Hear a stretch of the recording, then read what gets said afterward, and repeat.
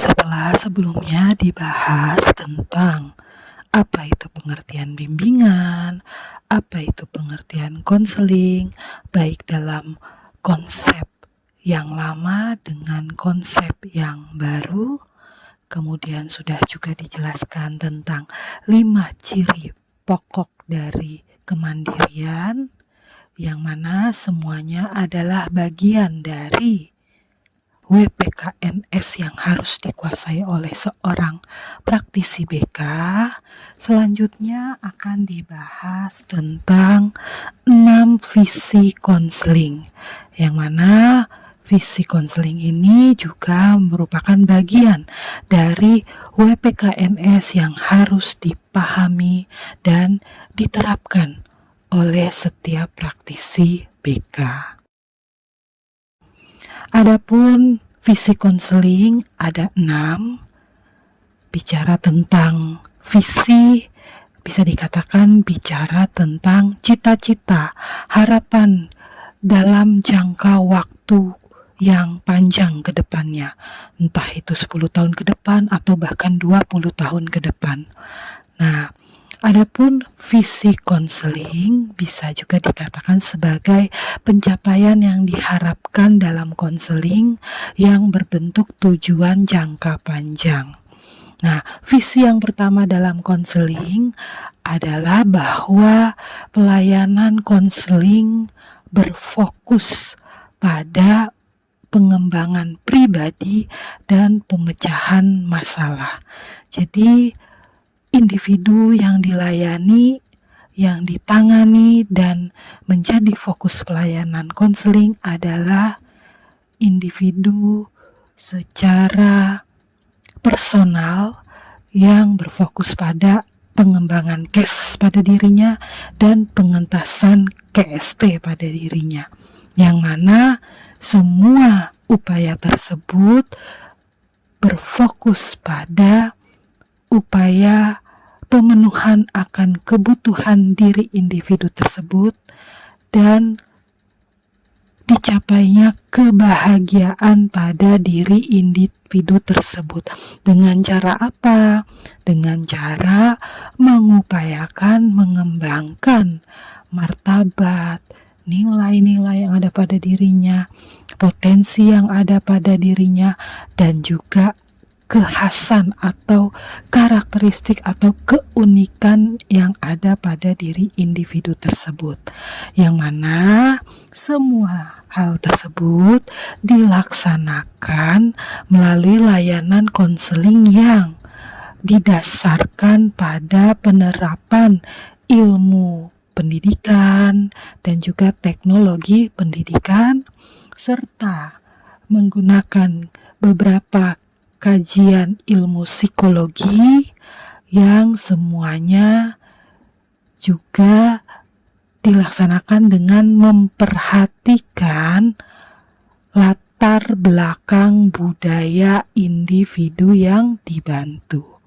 Nah, hal ini sejalan dengan paradigma konseling yang memandang konseling sebagai proses bantuan psikopendidikan dalam bingkai budaya.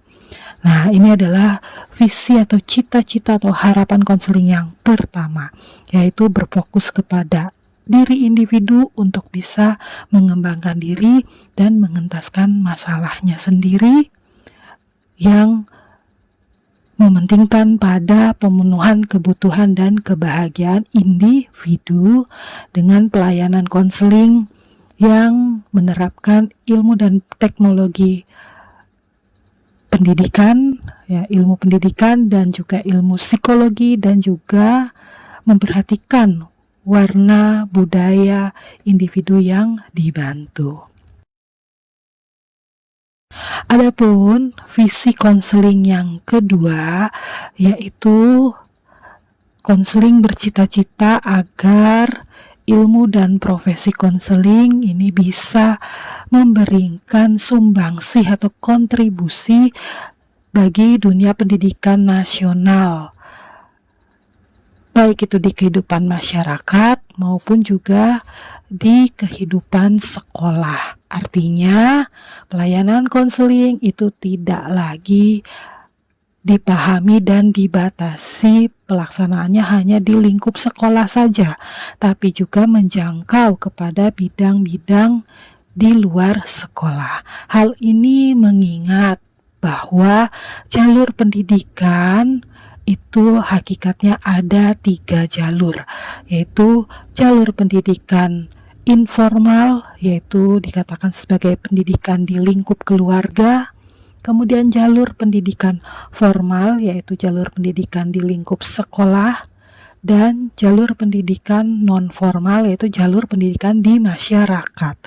Nah, memahami pada 3 jalur pendidikan yang digariskan di dalam Undang-Undang Sisdiknas nomor 20 tahun 2003 tersebut, maka hakikatnya pelayanan konseling itu dapat menjangkau seluruh jalur pendidikan tersebut, baik di pendidikan keluarga maupun pendidikan sekolah yang sudah diketahui bersama, dan juga mampu menjangkau pendidikan non-formal atau pendidikan di lingkup masyarakat. Nah, hal ini berarti memaknai bahwa pelayanan konseling tidak lagi dibatasi hanya di sekolah saja pelaksanaannya, tapi juga bisa dilaksanakan di luar sekolah atau setting luar sekolah. Visi konseling yang ketiga mengharapkan adanya peningkatan akan harkat dan martabat manusia. Nah, untuk tahu apa itu harkat dan martabat manusia, coba dicari tahu secara mandiri ya, boleh melalui googling. Nah, bagaimana cara konseling meningkatkan harkat dan martabat manusia? Maka cara yang dilakukan adalah dengan memfasilitasi atau membantu mendorong terjadinya perkembangan pada diri setiap individu, baik secara perorangan maupun secara kelompok, di mana setiap individu ini dibantu untuk bisa memiliki kekuatan, kemampuan yang potensial pada dirinya dan juga yang aktual pada dirinya, dan juga bisa mengembangkan apa-apa saja peluang-peluang yang ada pada dirinya, sampai kepada mampu mengatasi hal-hal yang menghambat, hal-hal yang menjadi kendala, hal-hal yang bersifat kelemahan pada dirinya yang menjadi faktor terhambatnya perkembangan dirinya secara optimal. Nah, pandangan terhadap manusia dari segi potensi yang positif adalah sesuatu yang memberikan ciri pelayanan konseling dalam konteks pendidikan.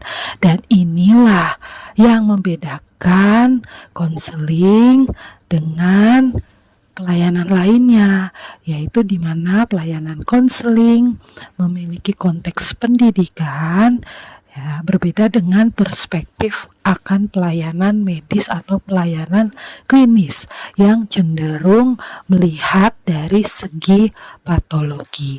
Nah, untuk tahu apa yang dimaksud dengan patologi, silakan googling, cari istilah dari patologi itu artinya apa. Visi yang keempat yaitu harapan atau cita-cita bahwa konseling itu tidak hanya dipelajari sebagai semata-mata perangkat teknik, melainkan juga sebagai kerangka dalam manusia atau praktisi berpikir dan bertindak yang bernuansa selalu kepada kemanusiaan dan keindividualan. Nah, dampak dari cita-cita ini adalah maka dalam pelaksanaan konseling itu hakikatnya bersifat holistik. Berarti menyatu padukan antara pemahaman seorang konselor atau praktisi BK tentang hakikat kemanusiaan, tentang wawasan dan keilmuan BK, keterampilan BK, nilai serta sikap BK atau yang disingkat dengan WPKNS yang diterapkan oleh seorang praktisi BK di dalam pelayanannya. Nah, itulah mengapa dalam spektrum profesi konseling, pelayanan konseling yang berhasil atau pelayanan konseling yang profesional itu harus didasari salah satu unsurnya adalah dimilikinya WPKNS seorang konselor yang tepat, yang prosedural, yang memadai di dalam pelayanan konseling. Nah, dengan demikian visi ini berdampak pada bahwa konselor di dalam rangka memperoleh WPKNS dalam pelayanan BK ya harus senantiasa belajar, ya, selalu mengupgrade diri, selalu mengembangkan keterampilan, wawasan yang berkenaan dengan bimbingan dan konseling. Nah, ini yang dipahami juga dalam dunia pendidikan sebagai belajar sepanjang hayat. Jadi terus-menerus, ya, yang di dalamnya ada proses pembelajaran, yaitu bahwa kegiatan belajar, ya, atau seorang praktisi BK itu tidak berhenti untuk belajar, mengupayakan secara sadar dan secara intensional untuk terus-menerus dapat meningkatkan atau memperbaiki kondisi sasaran pendidikan yang sesuai dengan norma-norma yang berlaku. Nah, ini adalah visi konseling yang keempat. Lalu ada visi konseling yang kelima, yaitu ada harapan atau cita-cita bahwa kelak pelayanan konseling itu orientasinya tidak lagi dalam bentuk penawaran atau supply side, melainkan bergeser ke bentuk permintaan atau kebutuhan. Nah, jadi kondisi ini bisa terjadi bila mana pelayanan konseling ini sudah populer, sudah disadari dan diakui keberadaannya di masyarakat, SDM-nya sudah banyak yang melaksanakan praktik mandiri, konselornya sudah banyak dan sudah berada di berbagai setting pelayanan, ada di setting sekolah, ya, yang sampai sekarang sudah berjalan, lalu ada juga di setting luar sekolah, yaitu baik di perusahaan negara, perusahaan swasta, di rumah sakit, di lembaga masyarakat, ya, di lembaga pemerintahan, di setiap aspek kehidupan manusia. Di situ sudah ada tenaga ahlinya, yaitu konselor, bisa memberikan pelayanan konseling kepada siapapun dari segala usia, gitu ya. Nah, sehingga masyarakat semakin aware dan semakin mengetahui, ya, perlunya adanya mendapatkan pelayanan bimbingan dan konseling bila mana merasakan adanya hambatan di dalam mengembangkan dirinya, mengalami kendala atau permasalahan di dalam kehidupannya, gitu ya. Ya, seperti layaknya ketika kita sakit secara fisik dan kita punya kesadaran untuk segera datang ke klinik dokter. Nah, profesi dokter adalah salah satu profesi di Indonesia yang menunjukkan orientasi pelayanannya adalah dalam bentuk permintaan atau sebagai bentuk kebutuhan, bukan lagi bentuk penawaran. Nah, untuk itu, maka pelayanan konseling itu harus mencapai kepada berbagai jalur dan setting layanan, baik di jalur pelayanan formal, non-formal maupun informal.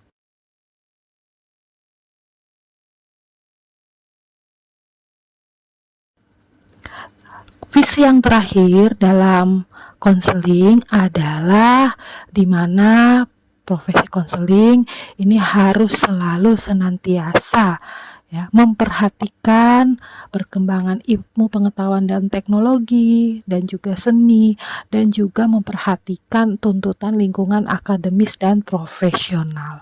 Ya, hal ini sejalan dengan asas dalam BK, salah satunya adalah asas kekinian yang selalu BK mengupgrade, memperbaiki atau meningkatkan pelayanan BK selaras dengan perkembangan ilmu pengetahuan dan teknologi.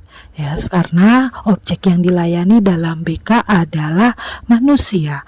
Manusia itu adalah individu yang sangat kompleks. Ya, individu di mana manusia dalam bermasyarakat itu mengalami perubahan yang signifikan dari zaman ke zaman, ya, membentuk suatu peradaban yang selalu terbaharukan begitu ya. Nah, oleh karena itu BK juga harus selalu menyelaraskan perkembangan tersebut, memperhatikan, menggunakan dan juga memperbaharui teknik pelayanannya, prinsip-prinsipnya, berbagai ruang atau spektrum profesi konseling itu harus selalu di-upgrade sesuai dengan perkembangan zaman tersebut. Nah, itulah kurang lebih 6 visi konseling atau bisa dikatakan sebagai tujuan jangka panjang profesi konseling yang diharapkan dapat tercapai dalam waktu 10 atau 20 tahun ke depan. Maka itu menjadi tugas kita bersama, mahasiswa BK, calon praktisi BK, guru BK, konselor, dosen prodi BK. Ini semua berupaya untuk mewujudkan 6 visi tersebut, yaitu 6 visi profesi konseling. Nah, di samping adanya visi yang menjadi cita-cita dari profesi konseling, tentu cita-cita itu perlu digapai dengan menjalankan suatu misi. Nah, misi BK atau misi konseling itu terdiri dari 3 bentuk misi. Yang pertama adalah misi pendidikan, yang kedua adalah misi pengembangan, dan yang ketiga adalah misi pengentasan masalah.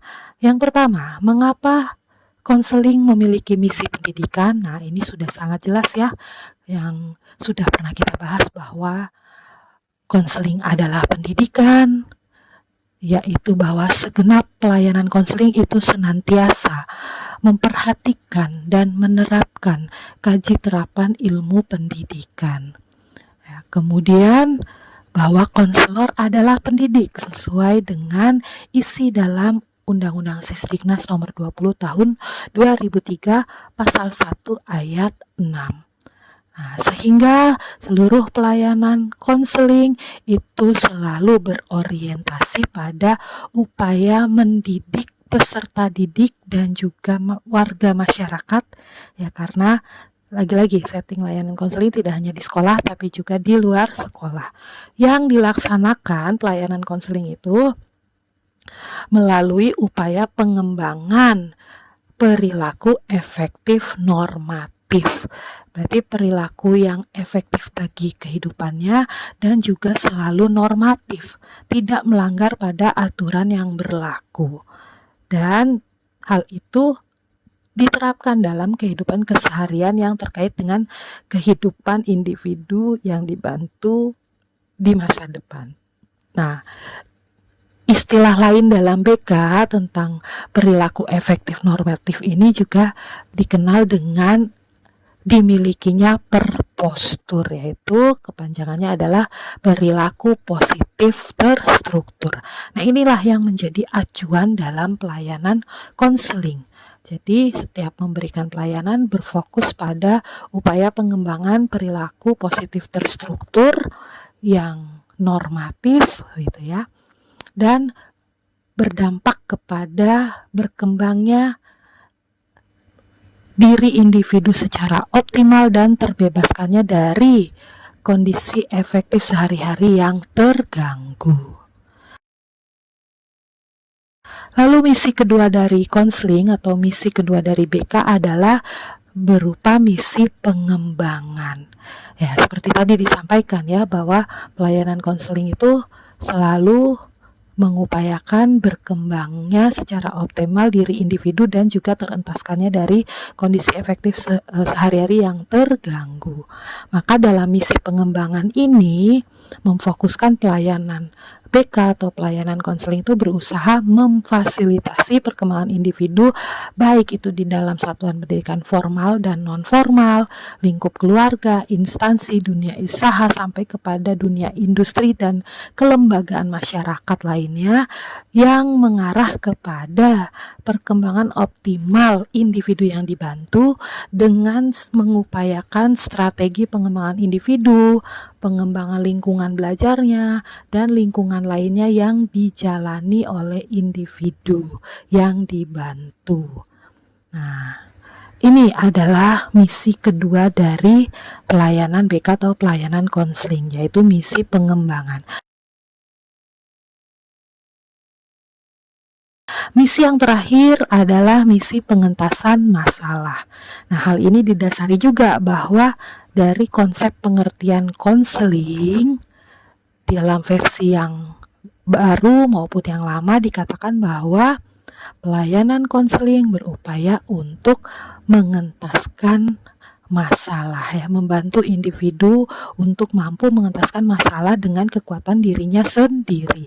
Di samping juga berupaya mengembangkan kehidupan efektif sehari-hari.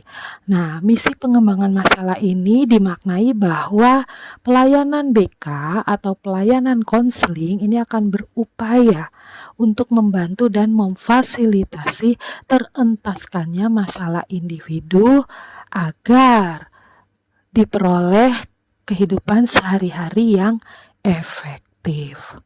Nah, itulah 3 misi konseling, yaitu mencakup misi pendidikan, misi pengembangan, dan misi pengentasan masalah. Nah, selain ada 6 visi konseling dan ada 3 misi konseling, maka ada juga yang dikenal dengan tujuan konseling, atau boleh dibuat secara lengkap yaitu tujuan bimbingan dan konseling. Nah, tujuan bimbingan dan konseling secara umum, kalau kita bicara tujuan BK secara umum, itu pada hakikatnya mencakup kepada tujuan pendidikan nasional, yaitu di pasal 3 yang berbunyi bahwa pendidikan nasional berfungsi mengembangkan kemampuan dan membentuk watak serta peradaban bangsa yang bermartabat dalam rangka mencerdaskan kehidupan bangsa, bertujuan untuk berkembangnya potensi peserta didik agar menjadi manusia yang beriman dan bertakwa kepada Tuhan Yang Maha Esa, berakhlak mulia, sehat, berilmu, cakap, kreatif, mandiri, dan menjadi warga negara yang demokratis serta bertanggung jawab. Nah, bisa dikatakan bahwa secara umum tujuan BK ini juga mengacu kepada terwujudnya tujuan pendidikan nasional yang termaktub tadi di dalam Undang-Undang Sistem Pendidikan Nasional Republik Indonesia Nomor 20 Tahun 2003 Pasal 3, yaitu tadi disebutkan untuk mengembangkan potensi peserta didik. Nah, di dalam BK sendiri, tujuan utama dari pelayanan bimbingan dan konseling adalah membantu individu untuk bisa mengembangkan dirinya secara optimal. Berarti berkembang case-nya, kehidupan efektif sehari-harinya, dan terentaskan case-nya, yaitu kehidupan efektif sehari-hari yang terganggu. Nah, dengan mengembangkan diri secara optimal, diharapkan individu itu mampu menjadi manusia yang punya keimanan dan ketakwaan kepada Tuhan, punya akhlak yang mulia, sehat, cerdas, berilmu, cakap, kreatif, mandiri, dan menjadi warga negara yang bertanggung jawab dan demokratis gitu. Nah, jadi itulah kaitan antara tujuan BK secara umum dengan tujuan pendidikan yang termaktub dalam Undang-Undang Sistem Pendidikan Nasional Nomor 20 Tahun 2003 Pasal 3. Jadi kembali lagi, jika ditanya apa tujuan bimbingan dan konseling secara umum, maka tujuan bimbingan dan konseling secara umum adalah membantu individu untuk dapat mengembangkan dirinya secara optimal dan mampu mendorong individu mengentaskan permasalahan yang dapat menghambat perkembangan dirinya. Nah, perkembangan diri individu ini mencakup berbagai aspek ya, baik itu aspek kehidupan pribadinya, sosialnya, belajarnya, karirnya, keberkeluargaannya, keberagamaannya, dan keberwarganegaraannya. Nah, itu nanti kita akan bahas di dalam bidang pengembangan BK. Oke, berikutnya, kalau dibuat spesifik kepada tujuan BK di sekolah, maka tujuan BK di sekolah adalah untuk dapat memberikan kesempatan kepada peserta didik untuk mengembangkan segala potensi yang ada pada dirinya secara optimal dengan memperhatikan kondisi sekolah yang menjadi lingkungannya ya, agar peserta didik tersebut dapat mencapai keberhasilan di dalam pendidikannya. Ya, jadi kalau BK di sekolah tujuannya lebih spesifik ya, yaitu kepada keberhasilan dalam pendidikannya. Yang dimana keberhasilan dalam pendidikannya ini juga dipengaruhi berbagai faktor, tidak hanya dari faktor penguasaan materi saja, tapi dari juga faktor bagaimana kehidupan diri pribadinya, sosialnya, karirnya, keberkeluargaannya, keberwarganegaraannya, dan keberagamaannya. Begitu. Nah, adapun selain tujuan umum BK, BK juga memiliki tujuan yang khusus. Nah, tujuan khusus ini artinya tujuannya beragam sesuai dengan tujuan layanan yang diberikan. Ya, misal, layanan yang diberikan berorientasi pada pengembangan bakat siswa atau individu, maka tujuan secara umumnya adalah bakat yang ada pada diri individu ini dapat ditemu kenali dan dapat dikembangkan. Nah, itu tujuan khususnya. Kemudian misalnya hal yang lain adalah bahwa individu yang dibantu ini belum memiliki kemandirian ya di dalam dirinya. Nah, maka tujuan secara khusus pelayanan BK yang diberikan kepada individu tersebut adalah berupaya mengembangkan kemandirian pada dirinya.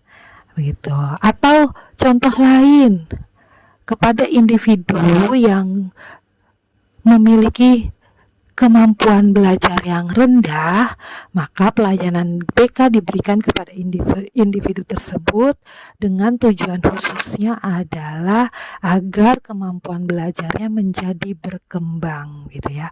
Nah, tujuan-tujuan khusus ini tentunya mengarah kepada tujuan umum ya dari pelayanan BK, yaitu bahwa setiap individu atau peserta didik dapat mengembangkan diri secara optimal. Itu kurang lebih penjelasan tentang tujuan bimbingan dan konseling baik secara umum maupun secara khusus, termasuk bagaimana kaitan antara tujuan bimbingan dan konseling dengan tujuan pendidikan yang termaktub di dalam Undang-Undang Sistem Pendidikan Nasional Nomor 20 Tahun 2003 Pasal 3. Jadi tujuan BK selaras atau sejalan dan bahkan turut mendorong terwujudnya tujuan pendidikan nasional, gitu ya. Nah, berikutnya penjelasan tentang fungsi bimbingan dan konseling. Jadi, bimbingan dan konseling itu punya 5 fungsi secara umum ya, yaitu fungsi pemahaman, fungsi pemeliharaan dan pengembangan, fungsi pencegahan atau fungsi preventif, lalu fungsi pengentasan atau kuratif, dan fungsi pembelaan atau advokasi. Nah, bila mana menemukan di buku-buku BK yang lain, ya tidak hanya ada 5, maka hakikatnya yang lebih dari 5 tersebut adalah pecahan, ya, yang sebetulnya sudah bisa terakomodir di 5 fungsi ini. Maka dengan demikian diharapkan semua mengacu kepada fungsi BK yang 5 ini saja, ya. Itu sudah cukup mengakomodir seluruh fungsi yang dijabarkan di buku yang lain, gitu ya. Jadi fungsi pemahaman dalam BK ini menjalankan tugas atau menjalankan peranan agar peserta didik atau konseli atau individu yang dibantu dan pihak-pihak yang terkait, ya, apakah itu orang tua, apakah itu guru, apakah itu wali kelas, gitu ya. Nah, ini semua pihak-pihak ini bisa memahami kondisi dirinya sendiri dan juga lingkungannya. Jadi untuk klien atau peserta didik didorong untuk bisa memahami kondisi yang ada pada dirinya dan juga memahami kondisi lingkungannya, termasuk memahami permasalahan yang dirasakan atau dialami oleh diri individu tersebut. Lalu ada fungsi pemeliharaan dan pengembangan, dan kedua fungsi ini dijadikan satu kesatuan, ya, jangan dipisahkan. Nah, fungsi pemeliharaan dan pengembangan ini berjalan bila mana pelayanan BK difokuskan kepada upaya memelihara dan mengembangkan kondisi positif yang ada pada diri klien atau peserta didik atau konseli. Lalu fungsi pencegahan atau fungsi preventif ini berjalan bila mana pelayanan BK berfokus pada upaya mencegah timbulnya atau berkembangnya kondisi-kondisi yang negatif pada diri klien atau konseli atau peserta didik.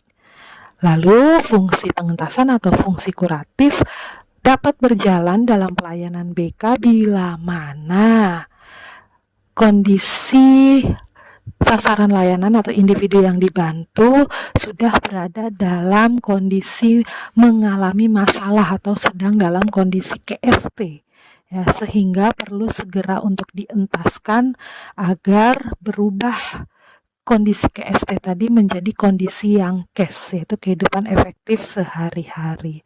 Dan fungsi yang terakhir adalah fungsi advokasi, di mana fungsi pelayanan BK ini berjalan ketika pelayanan BK berupaya menegakkan kembali hak-hak konseli atau peserta didik atau klien yang terabaikan atau dirugikan oleh pihak lain. Nah, yang perlu diingat adalah bahwa pada hakikatnya setiap fungsi BK ini tidak terpisah secara mutlak.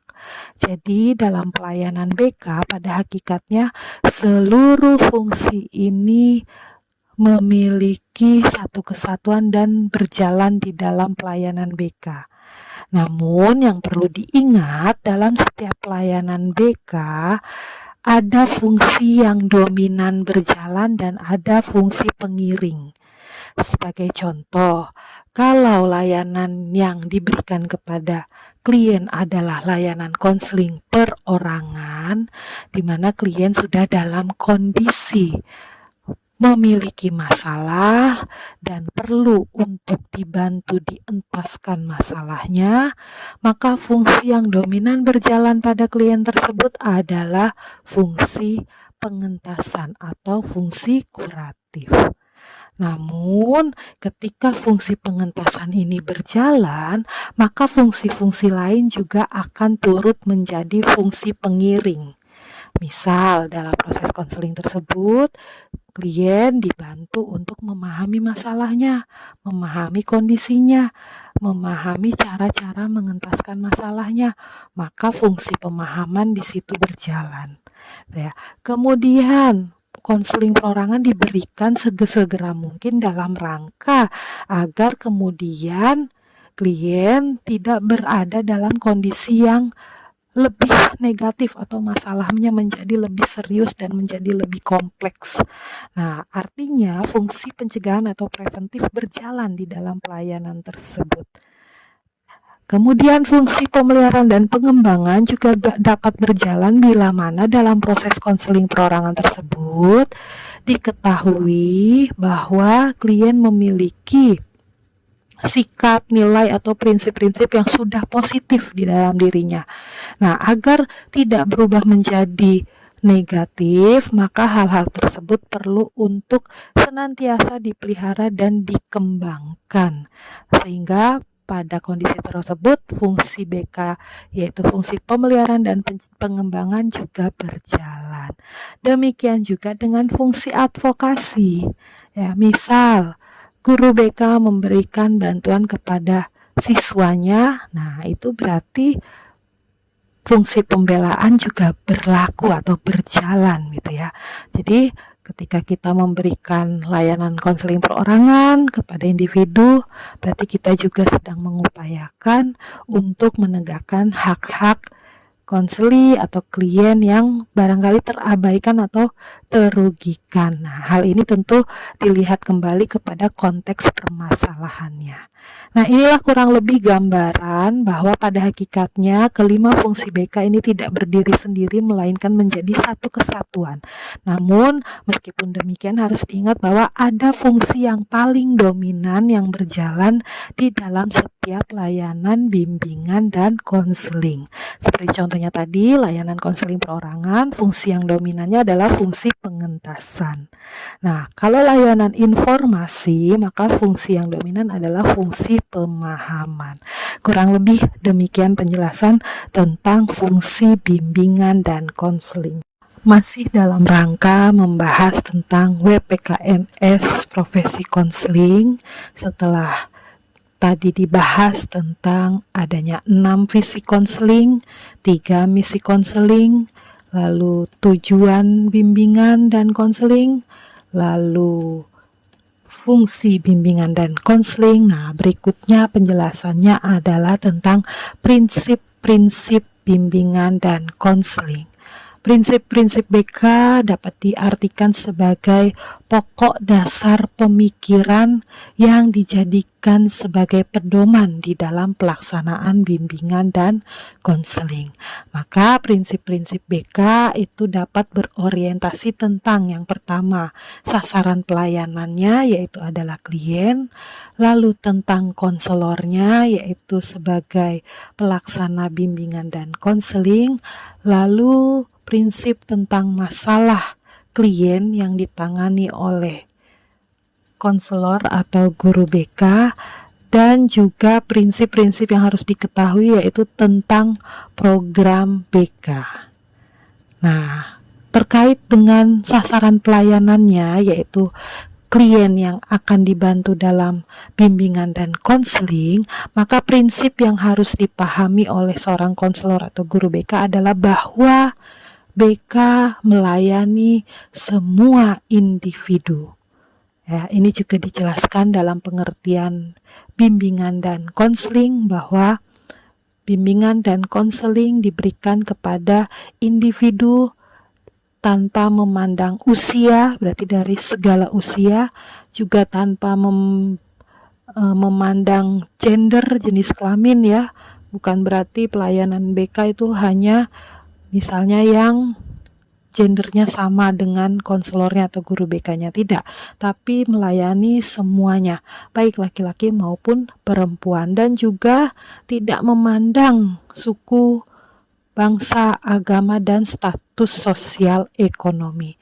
Jadi yang diberikan pelayanan BK itu siapa saja, dari status ekonomi mana saja, dari agama manapun, dari suku bangsa manapun, gitu ya. Jadi BK tidak boleh menolak ya, memberikan pelayanan kepada siapapun. Nah, maka timbul pertanyaan yang perlu dijawab. Coba masing-masing mencari tahu jawabannya ya. Apakah BK itu terbatas hanya untuk klien tertentu saja? Kemudian apakah BK hanya melayani peserta didik yang bermasalah saja? Nah, untuk itu silakan nanti dijawab ya pertanyaan ini dan akan disampaikan lebih lanjut cara menjawabnya, teknisnya seperti apa. Nah, yang penting sekarang difikirkan dulu dan cari tahu juga di buku Dasar-Dasar Bimbingan dan Konseling karya Prof. Prayitno dan Erman Amti. Nah, di situ silakan dipelajari apakah BK terbatas hanya untuk klien tertentu saja dan apakah BK hanya melayani peserta didik yang bermasalah saja. Nah, cari tahu jawabannya ya. Kemudian masih terkait dengan sasaran pelayanan BK yaitu klien. Maka prinsip yang berikutnya adalah bahwa BK itu berkaitan dengan pribadi. Ya, jadi personal, individu. Dan juga terkait dengan tingkah laku klien yang terbentuk dari berbagai aspek kepribadian yang kompleks dan unik. Nah, untuk itu ya pelayanan konseling itu perlu memperhatikan aspek kepribadian individu yang dibantu karena setiap individu itu unik. Setiap individu itu pasti berbeda. Ya, ini juga bentuk pengembangan dimensi keindividualan bahwa setiap individu itu tidak ada yang sama persis meskipun secara fisik identik begitu ya. Nah, maka tidak bisa menyamaratakan pemecahan masalah bagi semua klien dengan cara yang sama. Jadi harus memperhatikan aspek kepribadian setiap klien yang bisa jadi masalahnya sama tapi karena karakteristik kepribadiannya berbeda maka penanganannya juga berbeda. Nah, prinsip berikutnya bahwa BK memperhatikan tahapan perkembangan dan juga segala aspek perkembangan individu. Jadi, untuk itulah untuk menjadi praktisi BK harus dibekali dulu tentang wawasan kajian ilmu psikologi tentang tahap perkembangan manusia dan juga tugas perkembangan manusia agar bisa memahami ini ya bahwa pelayanan BK juga memperhatikan tahap dan tugas perkembangan individu. Ya, kalau kepada anak-anak pelayanan BK tentu pendekatannya berbeda dengan pelayanan BK untuk anak remaja dan juga akan berbeda untuk anak dewasa gitu ya. Nah, begitu juga memperhatikan juga tugas perkembangan anak-anak, remaja, dan dewasa itu berbeda. Maka itu harus dikuasai karena ini menjadi salah satu prinsip yang ada di dalam bimbingan dan konseling. Lalu prinsip yang berikutnya masih tentang sasaran pelayanan atau klien bahwa BK memperhatikan perbedaan individual yang menjadi orientasi pokok pelayanan. Nah, ini yang tadi juga sudah disebutkan bahwa dalam pelayanan BK meskipun dalam permasalahan yang sama, penanganannya bisa sangat berbeda karena memperhatikan pribadi dan tingkah laku klien yang kompleks dan unik tadi. Jadi perbedaan individual itu harus diperhatikan gitu ya, tidak bisa menyamaratakan individu A dengan individu B gitu meskipun permasalahannya sama. Nah, kemudian ada pertanyaan lagi yang perlu dijawab dan silakan dianalisis dari buku Prayitno dan Erman Amti ya. Di situ sudah ada sumber kajiannya. Nah, pertanyaannya adalah apakah guru BK atau konselor menyamaratakan cara pemecahan masalah bagi semua klien? Nah, setelah dijawab, berikan argumentasinya ya atau pendapatnya yang menguatkan dari jawaban kalian. Berikutnya, prinsip tentang konselor sebagai pelaksana bimbingan dan konseling, yaitu bahwa konselor dituntut untuk bisa mengarahkan individu untuk pengembangan individu agar mampu membimbing dirinya sendiri dalam menghadapi permasalahan. Jadi ingat, pelayanan konseling yang konselor berikan atau praktisi BK berikan itu tidak untuk membuat klien itu menjadi bergantung kepada konselor. Tidak, melainkan membantu klien untuk menjadi pribadi yang mandiri. Ya, ini juga sejalan dengan pengertian konsep konseling dan juga bimbingan, menjadikan individu menjadi pribadi yang mandiri, yang mampu mengentaskan masalah dengan kekuatan dirinya sendiri. Gitu ya. Jadi, pelayanan BK tidak sekedar memberikan nasihat, tidak sekedar memberikan saran, tapi mengajak individu untuk belajar, untuk mampu memecahkan masalah dirinya sendiri.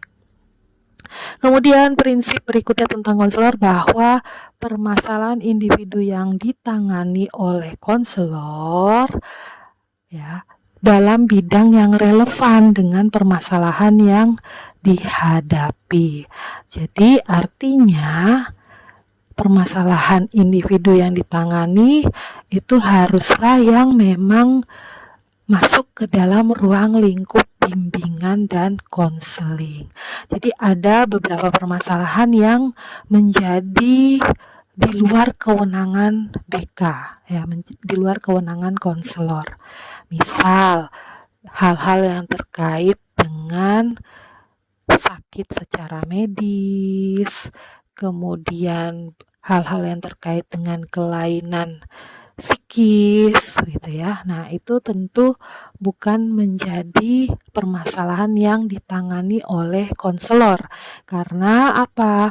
Karena pelayanan bimbingan dan konseling hanya membantu individu normal yang sedang bermasalah atau yang perlu mengembangkan diri.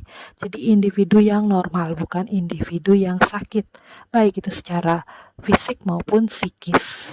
Nah, kemudian masih bicara prinsip tentang konselor sebagai pelaksana BK, maka konselor perlu bekerja sama dengan berbagai pihak terkait yang dapat juga menjadi support system dalam keberhasilan pelayanan BK.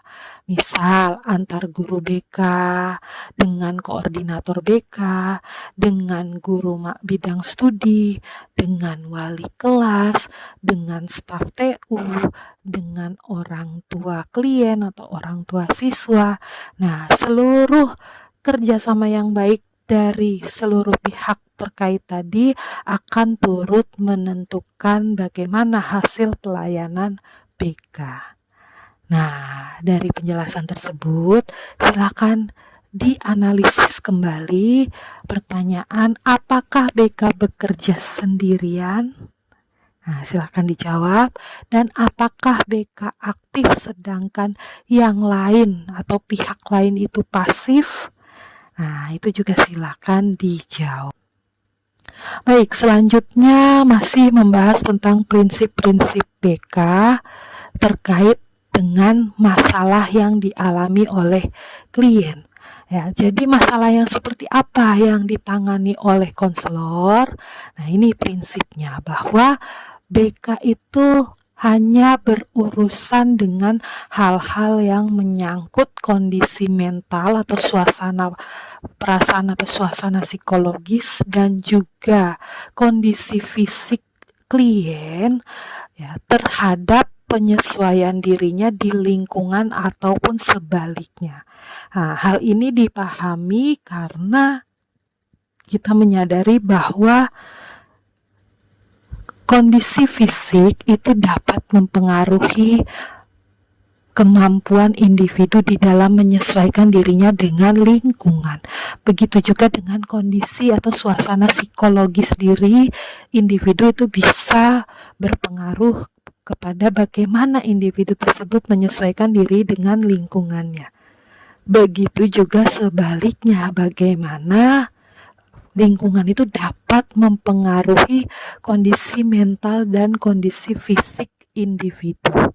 Ya, jadi masalah-masalah yang ditangani oleh konselor adalah bukan kepada masalah kesehatan atau gangguan mental atau gangguan fisiknya, tetapi lebih kepada orientasinya adalah bahwa kondisi mental atau kondisi fisik itu dapat berpengaruh kepada bagaimana individu itu dapat menyesuaikan diri dengan lingkungannya, atau sebaliknya, bagaimana kondisi lingkungan itu dapat mempengaruhi suasana pikiran, suasana perasaan, dan kondisi fisik diri individu atau klien yang dibantu.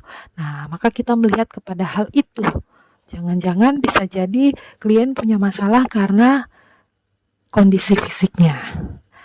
Jangan-jangan klien bisa terhambat perkembangannya karena kondisi mentalnya yang tidak baik-baik saja. Misal ya, mengalami perasaan atau insecure, memiliki rasa percaya diri yang rendah, motivasi yang rendah, atau memiliki rasa insecure ya, dan lain sebagainya.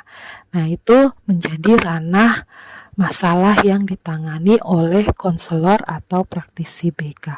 Kemudian masih membahas tentang prinsip yang berkenaan dengan masalah individu, bahwa permasalahan tentang kesenjangan sosial, faktor ekonomi, dan faktor budaya juga bisa menjadi faktor-faktor timbulnya masalah pada diri individu. Dan hal ini harus menjadi perhatian utama bagi pelayanan BK. Jadi ketika individu yang kita tangani menyampaikan permasalahannya, nah kita perlu menggali apakah ada kemungkinan permasalahan tersebut timbul dari faktor ekonomi, dari faktor sosial, dari faktor budaya klien, ada dari faktor perbedaan budaya, dan lain sebagainya. Nah, maka itu perlu menjadi perhatian bagi konselor atau praktisi BK ketika membantu individu dalam mengentaskan masalah. Berikutnya masih tentang prinsip BK yang berkaitan dengan program BK, bahwa BK itu merupakan bagian yang terintegrasi, terpadu dengan proses pendidikan dan pengembangan individu. Nah, oleh karena itu, program BK dalam penyusunannya juga harus disesuaikan dengan program pendidikan dan juga pengembangan peserta didik. Ya, jadi program BK tidak disusun secara asal, tapi program BK disusun atas dasar upaya pendidikan dan juga memperhatikan perkembangan peserta didik. Maka program BK itu baiknya disusun dalam bentuk analisis kebutuhan. Jadi sebelum menyusun program BK, baiknya dilakukan dulu aplikasi instrumentasi untuk didapatkan atau diperoleh profil kebutuhan klien atau peserta didik. Nah, yang berikutnya, prinsip berikutnya tentang program BK, bahwa program BK juga harus fleksibel. Jadi disesuaikan dengan kebutuhan individu, masyarakat, dan kondisi lembaga, termasuk ya ketersediaan sarana dan prasarana gitu ya di sekolah, kalau memang bicara pelayanan BK di sekolah. Nah, maka berdasarkan pemahaman ini, program BK harus disusun lagi-lagi berdasarkan analisis kebutuhan peserta didik ya, bila mana pelayanan BK dilaksanakan di sekolah, yaitu melalui aplikasi instrumentasi non-tes, bisa melalui AUM, kepanjangannya adalah alat ungkap masalah, atau dengan menggunakan DCM, kepanjangan dari daftar cek masalah, atau dengan ATP, yaitu alat tugas perkembangan dan sebagainya ya. Sekarang sudah banyak, ada IKMS, ada ATPD, dan lain sebagainya. Nah, berikutnya bahwa program BK harus disusun secara berkesinambungan dari jenjang pendidikan yang terendah sampai jenjang yang tertinggi. Jadi penyusunan program BK itu sistematis ya berkesinambungan dari tingkat pendidikan yang terendah, yaitu di pendidikan anak usia dini, pendidikan dasar, pendidikan menengah baik di SMP maupun SMA dan sederajat, sampai kepada tingkat pendidikan tinggi yaitu di perguruan tinggi. Nah, jadi pelayanan BK menyusun programnya dari mulai pendidikan yang terendah sampai kepada pendidikan yang tertinggi. Lalu masih tentang prinsip program BK, isi dan pelaksanaan program BK juga perlu ada penilaian yang teratur dan terarah. Ya, artinya harus selalu ada penilaian dan juga ada evaluasi, ada monitoring yang dilakukan oleh pihak yang berwenang ya. Kalau itu di sekolah, yaitu bisa melalui kepala sekolah atau pengawas sekolah gitu ya, atau yang lebih sempit lagi melalui koordinator BK bila mana di sekolah tersebut ada koordinator BK-nya.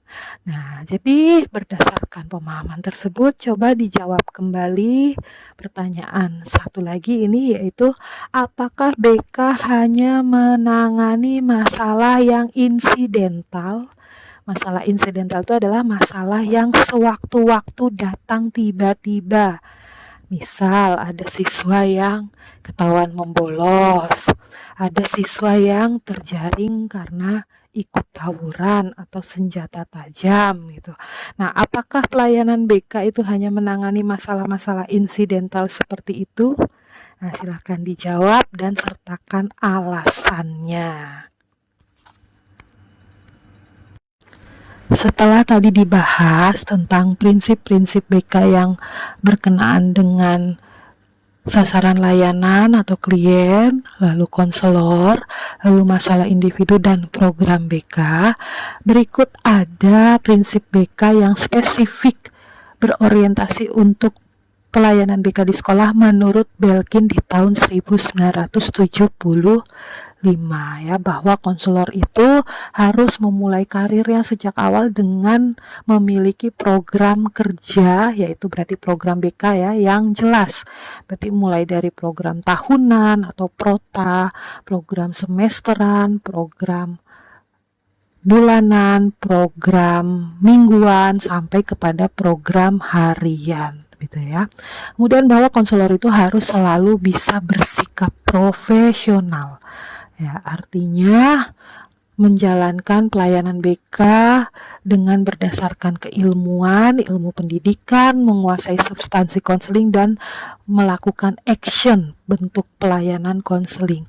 Dan semua itu dilakukan tanpa harus mengganggu keharmonisan antar konselor dengan personil yang lainnya. Jadi tetap menjaga hubungan yang harmonis dengan guru, dengan orang tua murid, dengan kepala sekolah, dengan staf TU, dan dengan seluruh personil yang ada di sekolah.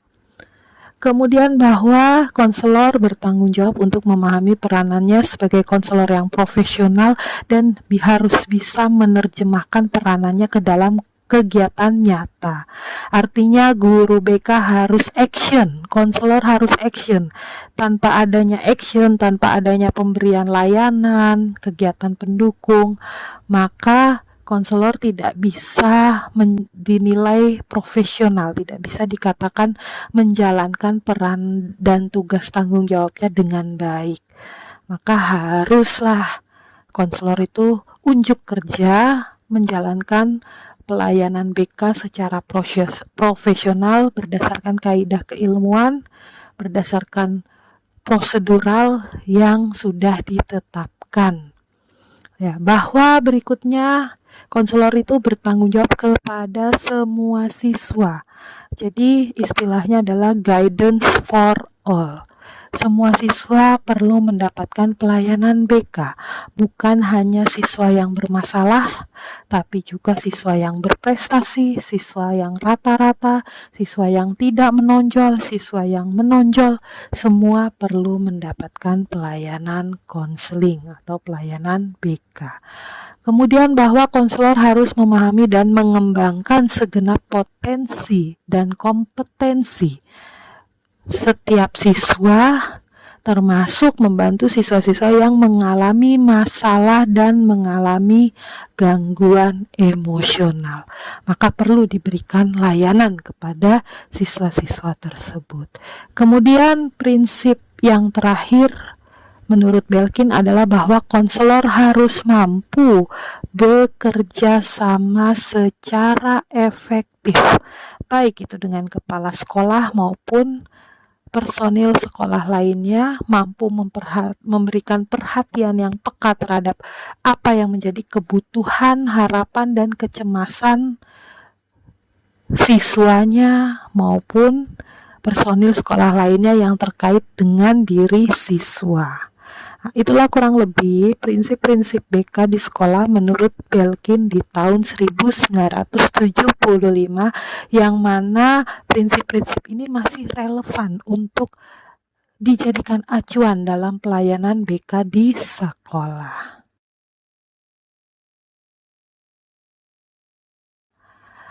Pembahasan terakhir di materi kita kali ini adalah berkenaan dengan format pelayanan BK.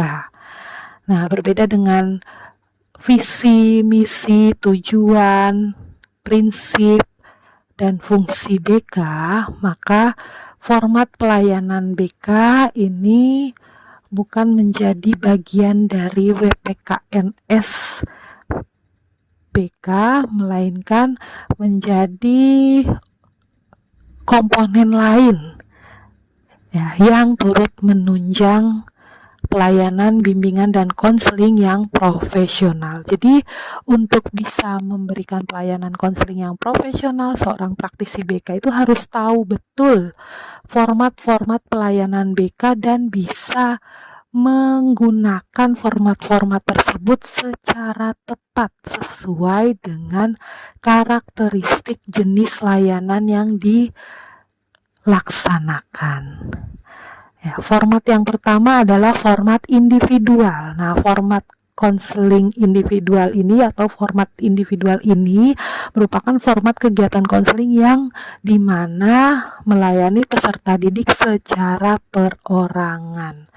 Berarti hanya ada konselor dengan klien. Ya, sementara yang lainnya tidak diikut sertakan atau tidak dilibatkan.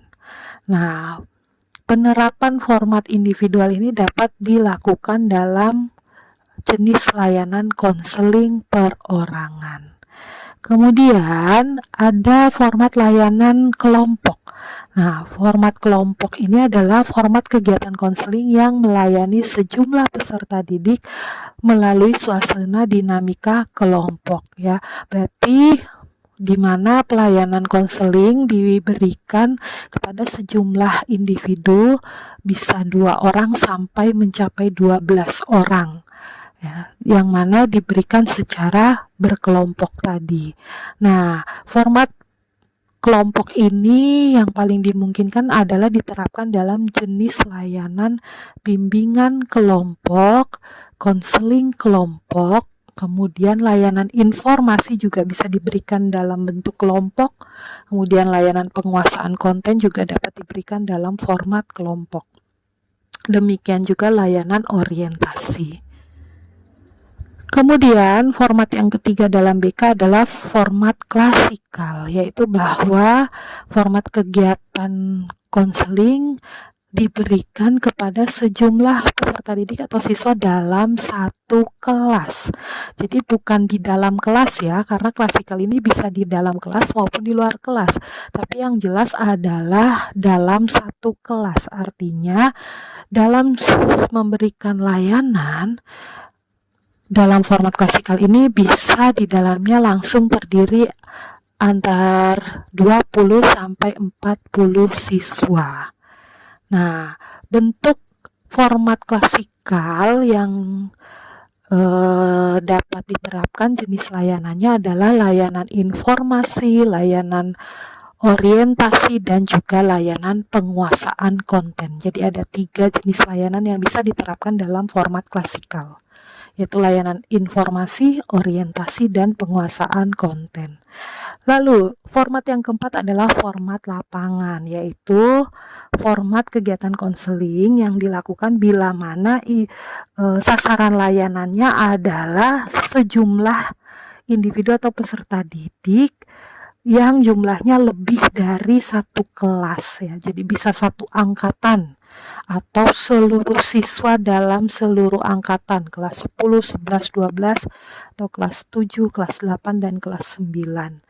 Yang cenderung dalam format lapangan ini, peserta didik atau individu diberikan layanan yang kegiatannya dilaksanakan di luar kelas, gitu ya. Misal, pada saat guru BK menjadi pembina upacara dan memberikan layanan, memberikan informasi, gitu ya. Nah, itu berarti bisa dikatakan adalah format lapangan. Kemudian misal kepada satu angkatan yaitu siswa baru gitu ya. Nah, itu berarti guru BK atau konselor memberikan layanan bimbingan dan konseling dalam format lapangan. Lalu yang kelima adalah format pendekatan khusus atau kolaborasi atau strategik, yaitu format kegiatan konseling yang dimana pelayanannya diberikan kepada peserta didik dengan menggunakan pendekatan-pendekatan khusus kepada pihak-pihak yang dapat memberikan sekiranya kemudahan untuk individu atau peserta didik. Nah, misalnya pendekatan khusus ini dapat diterapkan dalam layanan mediasi, di mana dalam layanan mediasi itu adalah membantu dua pihak yang sedang berselisih paham atau berbeda pendapat atau bahkan bertikai gitu ya. Nah, sehingga perlu menggunakan pendekatan-pendekatan khusus di dalam penyelesaian masalahnya. Kemudian juga misal dalam kegiatan pendukung konferensi kasus, di mana guru BK atau konselor tidak bisa mengambil keputusan atas dirinya saja gitu ya, tapi harus juga melibatkan pihak-pihak yang memiliki kepentingan, misalnya wali kelas, orang tua, dan kepala sekolah gitu ya. Nah, maka bisa digunakan pendekatan khusus ini. Nah, kemudian yang terakhir, format pelayanannya adalah dalam format jarak jauh. Ya, nah, format jarak jauh ini artinya bahwa pelayanan BK dilaksanakan dengan memanfaatkan teknologi ya yang sudah berkembang ya, menjadi media dalam pelayanan. Nah, ini sering dikenal dengan e-counseling atau cyber counseling, yaitu pelayanan BK dalam format jarak jauh dengan memanfaatkan kecanggihan teknologi, misalnya dengan media chat, video call, streaming, misalnya dengan menggunakan platform Zoom Meeting, Google Meet, WhatsApp, dan lain sebagainya yang bisa dijaga kerahasiaannya. Nah, itulah kurang lebih ada 6 format pelayanan bimbingan dan konseling yang perlu dikuasai dan untuk kemudian nanti bisa diterapkan. Nah, ada tugas yang terakhir untuk materi kali ini, yaitu tugas 5 yang dilaksanakan atau dikerjakan secara mandiri. Silakan baca instruksinya dan kerjakan. Secara teknisnya akan diinformasikan kemudian untuk pengerjaannya. Terima kasih untuk pembahasan kali ini. Sampai ketemu di materi berikutnya.